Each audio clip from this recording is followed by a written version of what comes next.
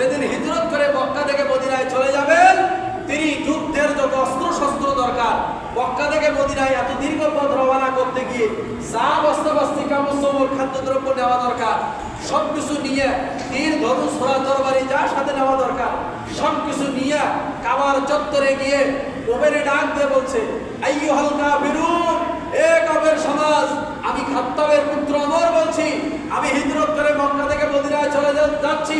যদি কোনো মায়ের বেটার সাহস থাকে যে তার স্ত্রীকে বিধবা করতে চাও, আমি ওমরের সামনে এসে দাঁড়াও।